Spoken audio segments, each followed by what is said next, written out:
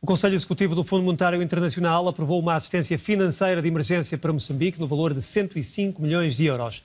Tem como objetivo solucionar o elevado déficit orçamental e de financiamento externo decorrente da reconstrução pós-ciclone Idai. O plano do FMI inclui a realocação das despesas de menor prioridade para a assistência de emergência aos mais pobres e para a reconstrução. Tao Zhang, diretor executivo adjunto e presidente interino do FMI, disse que a previsão é que a assistência de emergência e os custos de reconstrução no país sejam grandes, o que faz a tempestade Idai o mais oneroso desastre natural a atingir o país. O Presidente da República português diz que Moçambique é a segunda pátria. Num fórum com o Presidente moçambicano, Marcelo Rebelo de Sousa considerou que há um novo ciclo político e económico em Moçambique com a liderança de Filipe Nyusi. Bem-vindos a esta conversa entre presidentes. Entre os dois presidentes há pouca distância. O meu amigo viveu onde eu vivo, conhece melhor, por isso que prefere, depois de Portugal, só pode ser Moçambique. A minha segunda pátria. Eu não sei se não, não devia dizer isso como chefe de Estado, mas é. Não sei se não é a primeira, né? Não sei se não é a primeira. Portugal e Moçambique estão unidos. Já o tinham demonstrado na ajuda portuguesa depois do ciclone Idai. Os apoios podem vir, podem não vir na dimensão que queremos, mas temos que ter a consciência que nós temos que liderar o processo de reconstrução e talvez aproveitar também o momento para reestruturar as nossas vilas, as nossas cidades. A relação entre Portugal e Moçambique é para Marcelo Rebelo de Sousa um exemplo a seguir. Transformar este exemplo num bom exemplo de relacionamento, por exemplo, entre a Europa e a África. Não é por acaso que o governo português já disse que qualquer que seja o governo português sair das próximas eleições, a presidência da União Europeia por Portugal no primeiro semestre de 2021 terá uma cimeira entre a Europa e a África.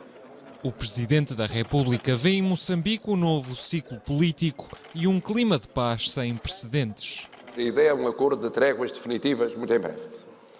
Está a ver? Eu quase que pareço Presidente de Moçambique. Depois... Entre os dois, a distância é pequena.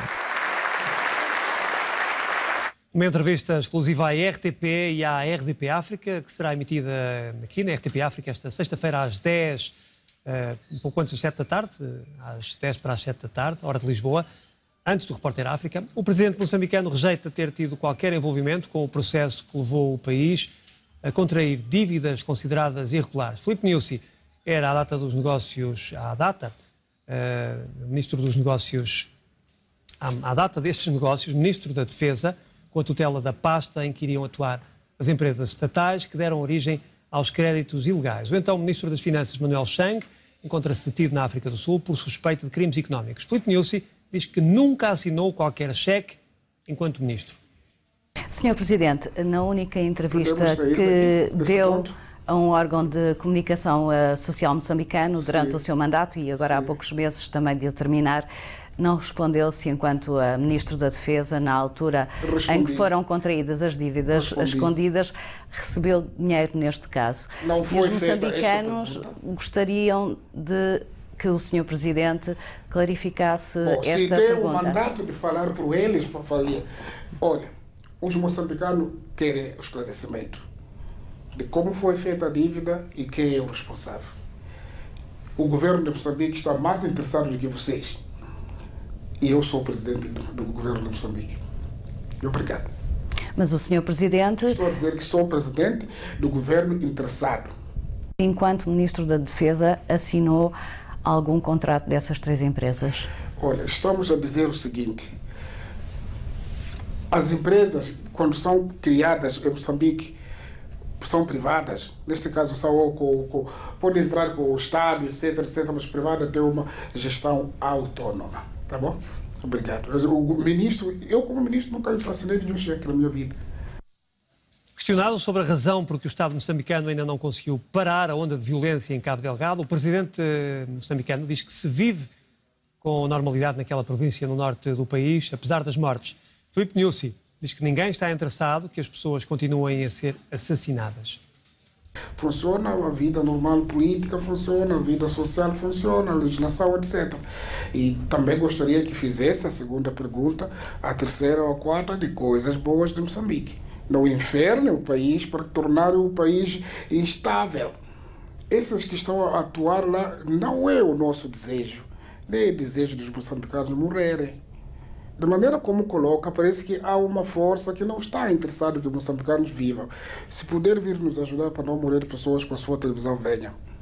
Quando é que se começa a dizer que é terroristas? Bom, não sei a proposta que está a fazer, vamos ver, depois vamos pegar e definir o que é terrorista, o que é malfeitor, o que é insurgente, depois vamos avaliar, depois chegamos ao nome real. Para os moçambicanos, o que está em causa não é o nome, é quem é que está a matar pessoas, é isso que nos preocupa.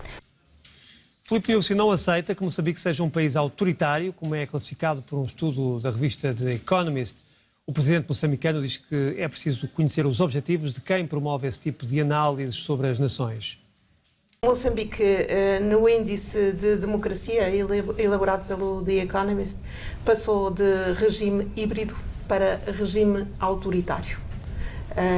Uma das razões foram as eleições autárquicas do ano passado. Que garantias é que existem em relação às eleições deste ano? Os estudos são feitos em função à amostra que a pessoa colhe a informação. Então depende de que amostra foi. Ou então algumas pessoas consideram a democracia quando ganham aquele que eles gostariam. Agora não sei qual era a preferência deles para que ganhasse, para se considerar que o país é mais democrático. Depende de quem faz a avaliação e o que quer atingir. Por isso eu teria grande dificuldade de saber em que ângulo que está a ser feita essa pergunta, etc. As intimidações nós não sentimos. Não sentimos na dimensão em que se faz em termos de democracia ou liberdade de expressão. Não sentimos nessa dimensão toda. Ali os debates nas televisões de sessão pública, as pessoas falam, etc. e vê. Por isso, amanhã dizer isso a um moçambicano de que isso é intimidação, acaba não tendo peso, não tendo valor. Porque as pessoas ficam ali, falam, discutem, televisões públicas, privadas, jornais, etc, etc.